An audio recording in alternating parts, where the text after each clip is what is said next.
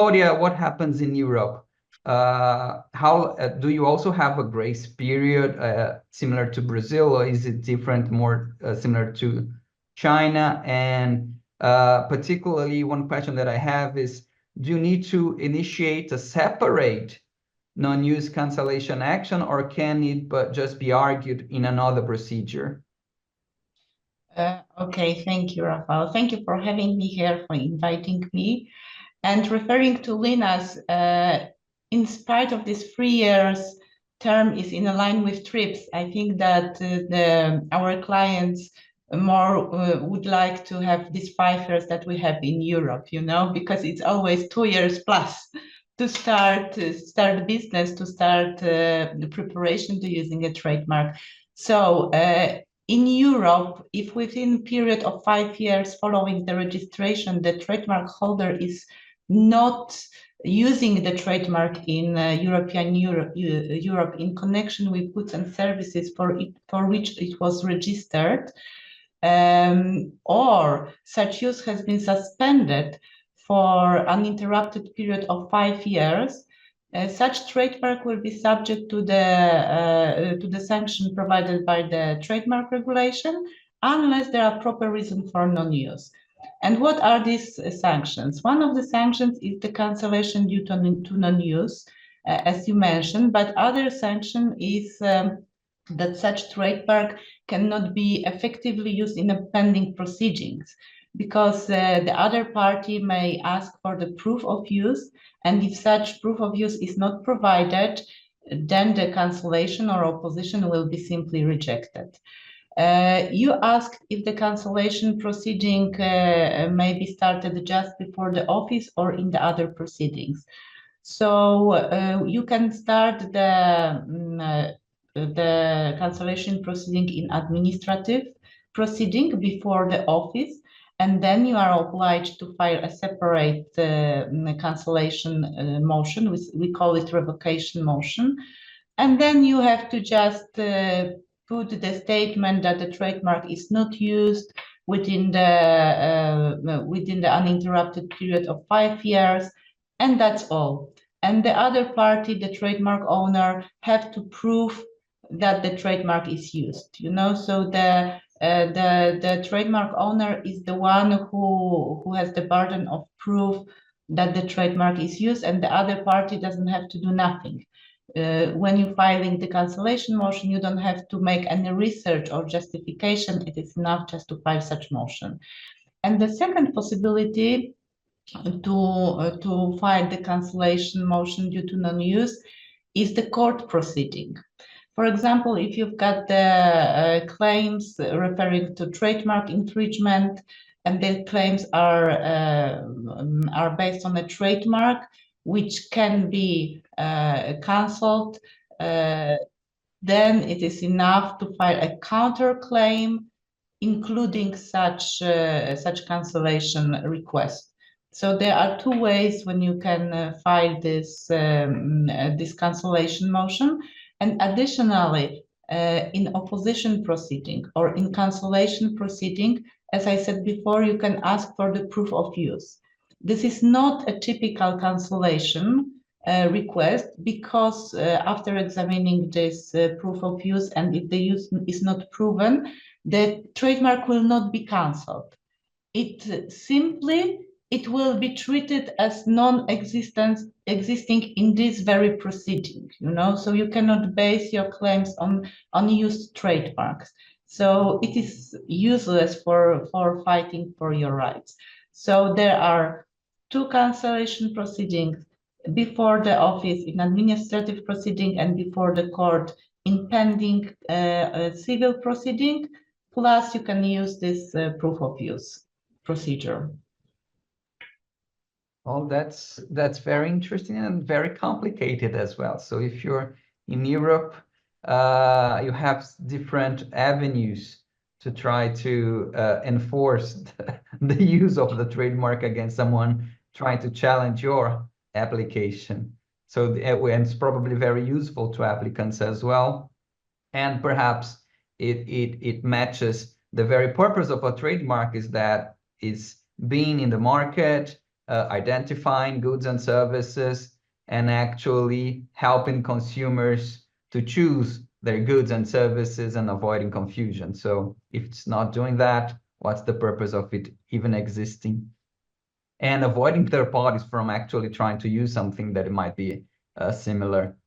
So, but another issue that comes up when we talk about use and particularly proof of use is the amount of these of the pieces of evidence that need to be submitted. And this was a quite big change here in Brazil with the regulation that was implemented last year, because we changed from a very lenient approach. The BPTO would often accept any little amount that would evidence that, well, the registrant used the mark at some point and some of the goods were sold, and that's fine. I don't want to look at it very deeply. But right now, when the office starts to actually requiring effective use throughout the 5-year period, they start looking deeper into the evidence that is being submitted, and the amount of it sometimes is a very important aspect. According to current regulation, there's no fixed amount. It will depend on the field of business and other circumstances. These circumstances are not very clear in the regulation, but I would guess that they would also depend, of course, on the size of the company. And we do have a precedent on that from our Superior Court of Justice, saying, and the case was relating to cigarettes, and the registrant that was having their trademark canceled was a very, very large multinational company, which was only able to submit a few hundred packs of cigarettes being sold in the entire 5-year period. And the court say, okay, you're very large. It makes no commercial sense to sell only 100 or a couple of hundred cigarette packs. So it's not sufficient evidence of proof of use. But then what happens in Europe, Klaudia, when it comes to the minimum amount? How is it reviewed by your local authorities? You know, there is no one-size-fits-all rule regarding the standard amount and amount of evidence, you know, that you should submit to prove the genuine use. First of all, you have to prove that your use is not token, so that your aim is to enter the market or to keep the market. This is very important, you know. And the evidence should relate to the trademark and to the goods and services covered with trademark. This is a crucial thing. And they should, of course, refer to the period we are arguing about, and it should refer to the relevant territory. And this territory, as you know, the European Union, it's not one country. There are several countries. So there is always a question, is it enough to use in one country, for example, just in Poland, or maybe you should use in number of countries? So this is always an issue. So there is a very well-known O'Neill case where the court said that the European Union is one market, so we cannot refer to the countries.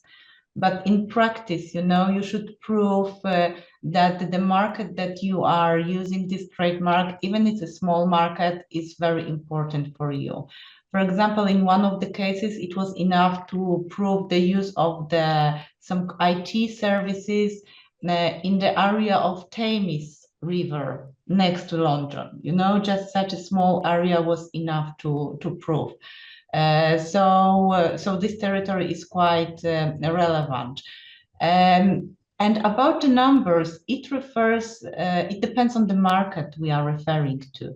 Sometimes you said about this tobacco producer. If it's a big tobacco producer and cigarettes are quite commonly used, So probably we would require bigger amounts, or bigger invoices to be introduced to the market. That's or maybe some kind of marketing as well. But when we refer to the small companies that, for example, are producing just very specific goods, like, for example, some veterinary stuff or some special nutrition for soil. There were some cases like this. It was enough that the small amounts were introduced to the markets. So it really depends.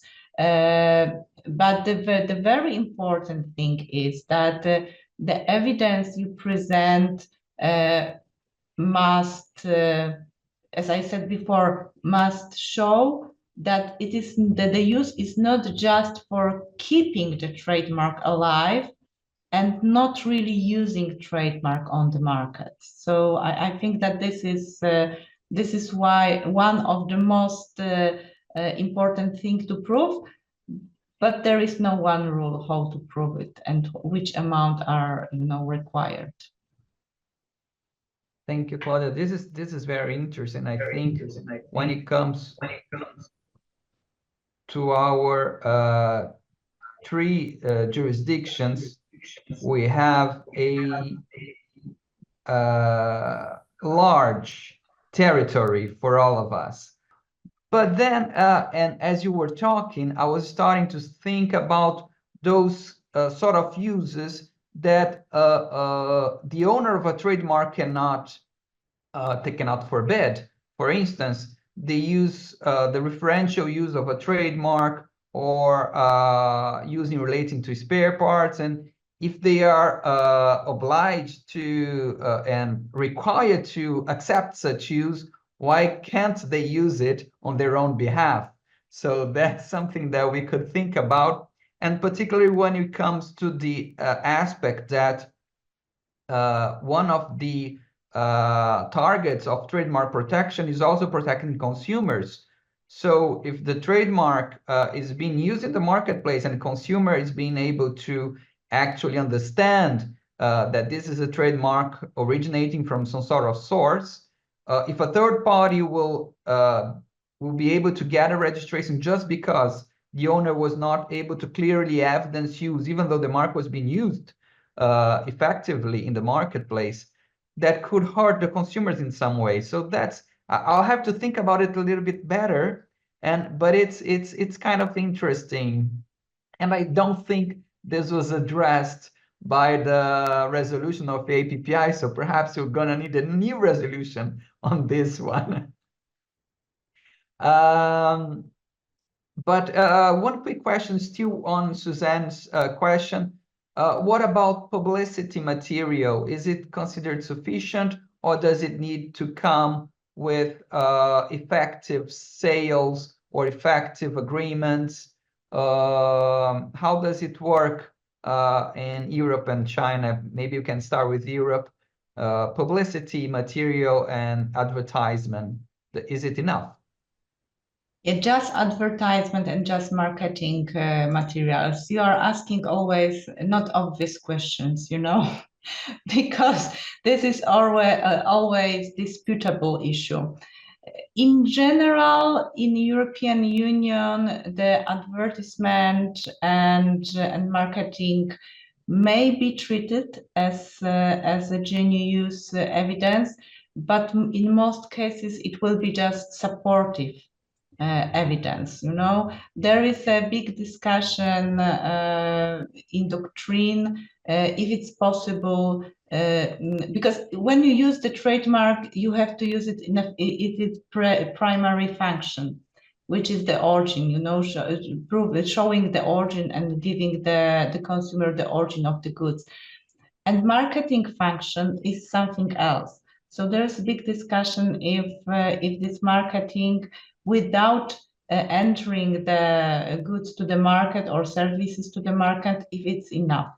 And you can find verdicts and decisions that the courts will say, yes, it's enough. But for example, in Poland, you can say, you can find mostly the decision that it's not enough to file just the marketing materials. As a general rule, the means of evidence, you can present everything. Yes, of course, the most valuable one are invoices, because it's always the strongest evidence. Invoices, offers, packagings, labels, price lists, catalogs, photograph, press advertisements. You can file affidavits, and even you can have witnesses, you know, as an evidence, but it is not very popular before European bodies to listen the witness. So if you file the marketing materials plus all the other evidence or supported by some invoices, it might be enough. But if it's just marketing materials and there is no proof that the goods are or services are on the market, I think it might not be enough. But there's another very sensitive aspect that has changed here in Brazilian law, which refers to a change in the trademark itself from the mark that is being featured in the certificate of registration. And when you try to evidence use of that mark, you only have some sort of newly designed mark, a mark that has been used with some small changes, sometimes big changes, a different color, a different letter font. In the past, Brazilian office was very, very strict about it. If the mark being in use did not match exactly the mark showing in the certificate of registration, the mark would get cancelled. But in this latest regulation, they changed it a little bit, saying if the changes do not affect the overall appearance of the mark, the distinctive nature of the mark, then it's going to be accepted. Here in Brazil, you cannot amend the registration. It's going to still be the same way that it was applied for, but the changed use will be accepted as evidence of use of the mark as registered. And Claudia, what about Europe? How does it work there? Yes, you know, in Europe, we have special regulation that says that use of a trademark in a form differing in elements which don't alter the distinctive character of the trademark, it is still the use of the trademark. And it is put in the regulation and it is quite clear. And I think it's good regulation because law must go in line with your business. And when we see now everything, it's going to be simplified, you know. All this complicated logo now, they are going to be simple because people are using them on small iPhones, or they are looking then on small surfaces. So everything must be easier and smaller. And that's why I think it's good to have such a regulation. This issue was a big issue in Europe in 2015. The European Union is such an institution that we are trying to work on common practice. And EUIPO is organizing such working groups, and there are different topics connected with trademarks and issues from the regulations. And one of these topics were how different is different. Yes, so what kind of alteration of the trademark may keep the trademark still alive. And I will share with you some. I don't know if you can see the document with fishes. Yes. So Yes. these are the principles of this common practice. And the first thing is that, first of all, you have to assess the trademark as it is registered, and you should take into account its distinctive and visual dominant elements. And the next step is that you should assess whether those elements, which are distinctive on the registered trademarks, are present or modified in the trademark as used. And you should do it side by side. You should look at these two signs and decide. So I will go quickly now through the examples that are in this common practice, because I think it's nice illustration for the topic we are discussing. So first of all, when you look on these first fishes, on the left, you've got the trademark as it was registered. On the right, you have trademark as it was used. So when you add this blue fish, which is dominant to the red fish, and you can barely see this red fish, so this will be the alternation, and this alternation cannot be accepted. But if you have a distinctive word element and you add the also distinctive fish, but they are still in the same position in the trademark, they have the same dominant position, so this might be accepted. And next we will go to the addition of non-distinctive elements or elements of low distinctive character. So here we have the trademark derivative. If you add non-distinctive oval element or non-distinctive word element as bio, this still be the use of the trademark. But if you have a trademark flavor and aroma for class 31, which is weak, and when you add banana to this trademark, and when you see that you cannot find this floor and aroma, so probably it will be judged that this kind of addition, it's an alternation of distinctive character of the trademark as registered. So probably it will not be accepted. And considering the omissions, if you delete the descriptive element bio, as in this down example here, it still be good example to say that there is no alternation of distinctive character. But if in this example you have two distinctive words, Garivan and Bubblecat, and you get rid of one of them, probably it will alternate the distinctive character of this trademark. But if this Bubblecat is written in a very illegible way and you get rid of this, probably that it will have no impact on the trademark as it was registered. So probably it will be accepted. And the same with this Garivan and with this non-distinctive element.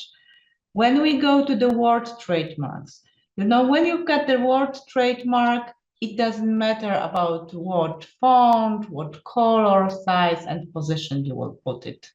It is always will keep its distinctive character, and it will have no impact on the distinctive character. There is one example that can be shown as alternation of this, when you cannot read the word because it is written in such a font that you cannot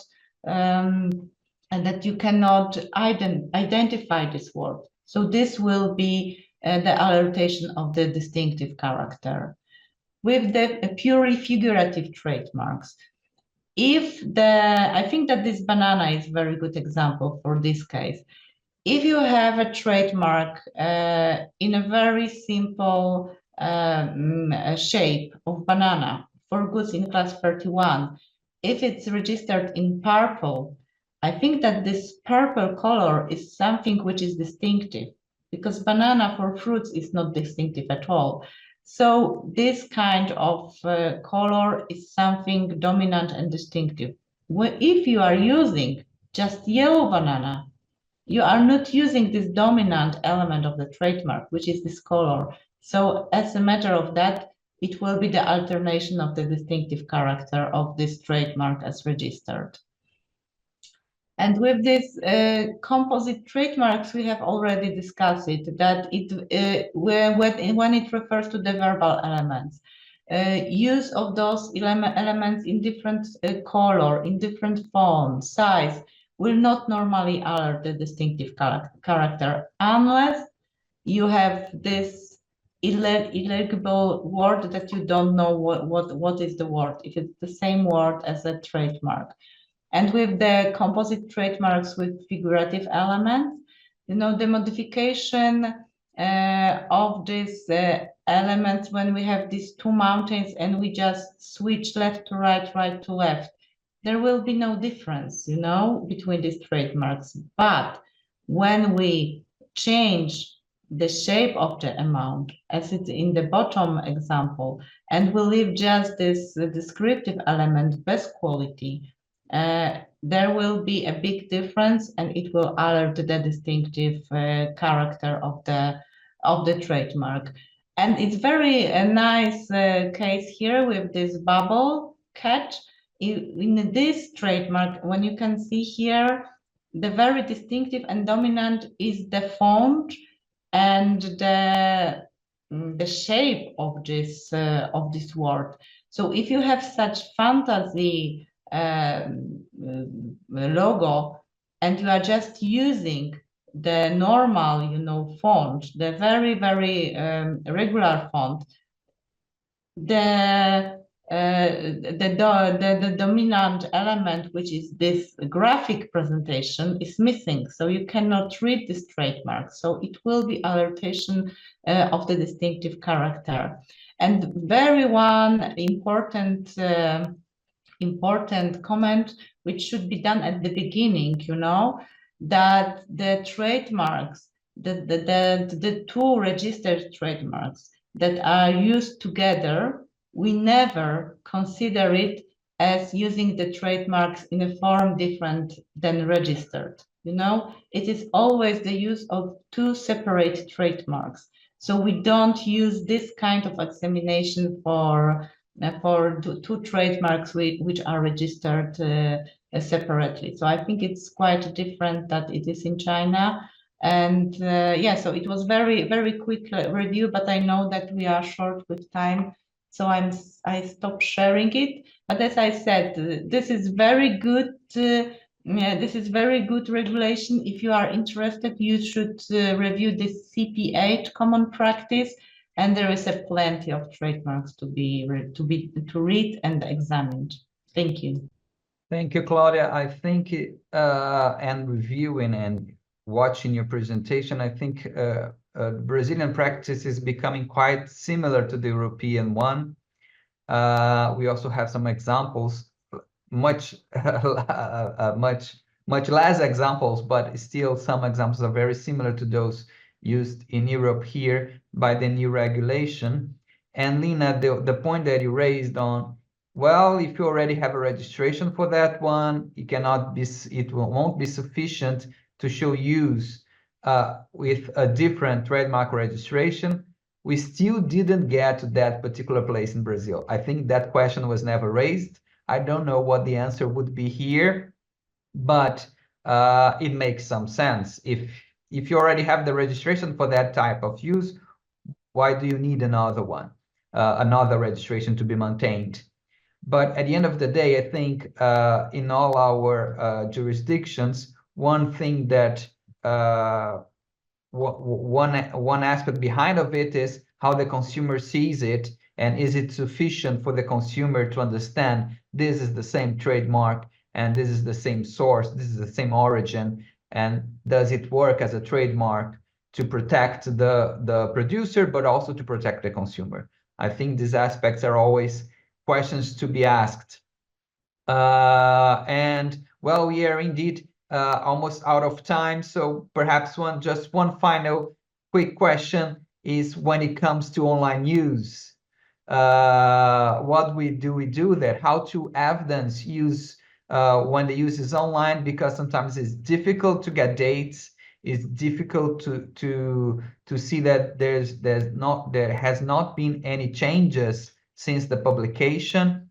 Here in Brazil, it was the first time that online use was discussed when the BPTO implemented that one, but it has not been fully tested by our courts. So I don't know, Claudia, if you have any comments when it comes to Europe, that would be great to be shared with particularly with the Brazilian audience here today. Yes, of course. You know, the use of a trademark on the internet or on the website could constitute a genuine use. There are no special regulation on that. The same principles apply to internet use as to the offline use. And what is very important that the use should be targeted to the recipients within the relevant territory. So the use should be addressed to the recipients in Europe. So what we should prove? We should prove that there is a sale of goods or the provision of services made to the EU consumer. We should prove that this website is in one of the EU languages, that the goods are offered and sold in EU currencies, that there is, for example, a head office of the trademark owner somewhere in Europe. Maybe they have some kind of service center in Europe that European consumers can contact them. What else? Maybe there is some local telephone number, maybe some local address provided on this website.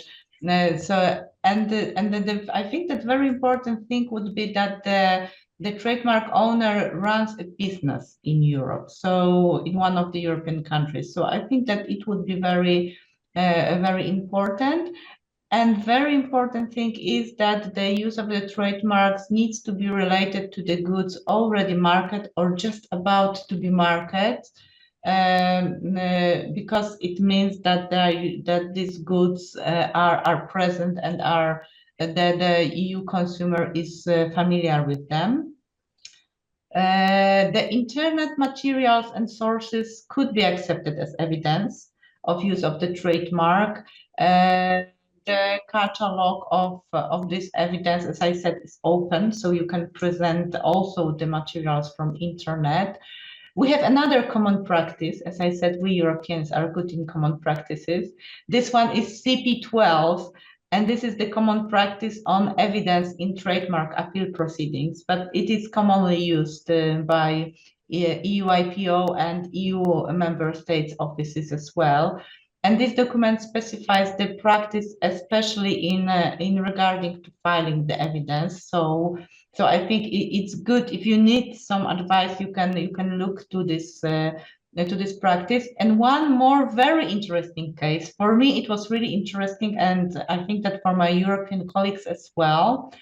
It's the standard international management case. It was issued, I think, last year, and the case referred to the hotel services, and the hotel services were offered in US, so outside Europe, but it was advertised in Europe, you know, and the advertisement was directed to the European consumer.